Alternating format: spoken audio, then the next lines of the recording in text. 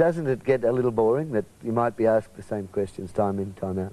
I think I have this fabulous capacity of, like, no memory, which makes it really wonderful for me because, like, people can ask me what year the band started, and I swear to this day I can't remember what. So, 76? No, it was early 75. No. I don't know. I like talking to people, and so it just... So it's not a repetitive and there's always a different aspect to a question. So when you answer a question, it can be one thing, you know. There's standards, kind of, but then every now and then you get bored of a standard, so you have to come up with something different. I didn't start writing until I was about 15, and didn't even get in a band until I was about 20, so I'm relatively a late bloomer in terms of, So that it was guitar and you're singing at home more than anything else? Oh, I was scared to death. You had?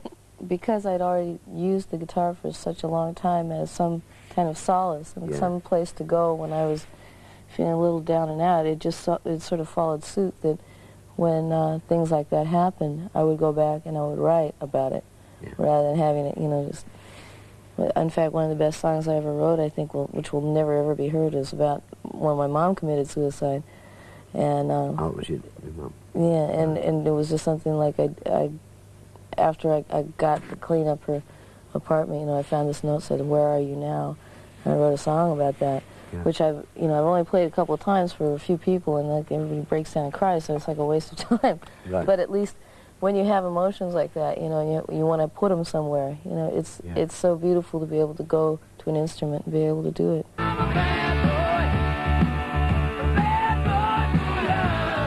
We were going to Greece, Italy, Yugoslavia, and a couple of other places, and they really objected to us on a political value. Why? Oh, beats me. Doing it again? No, I'm really being serious about this, Sorry, you know what I mean? I really mean this. I love looking at myself on television. Aww. See how he holds Angry it, crew. Come on. Blemished I may be. That may be.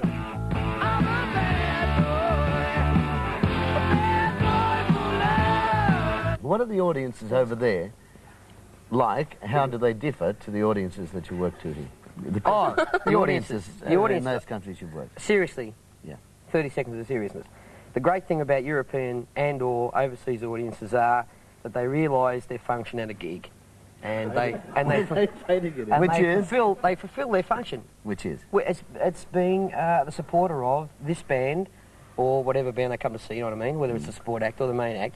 They realise they're there to support the band via buying the product, the album, etc., etc., and turn up on the night and see them play live. Right. And that's not where it begins and ends, because where it begins and ends for them is they go out to pay an exorbitant lot of money to buy albums, to buy T-shirts, to buy whatever, to get in the gig, and all they really want to do is get there for that hour and a quarter and have a really, really good time. And they do. The great thing, and that's it. Don't you think they do that here in Australia? I used to think so, and one of the strongest points that I've ever criticised Australia, as in public and as in audiences goes, I have to take back after our Hordern Pavilion. I want to thank the folks. Right. Hordern Pavilion, everyone that was there, was a fantastic show, and we proved once and for all that Australian audiences, as opposed to the Australian business in Australia, are finally coming of age.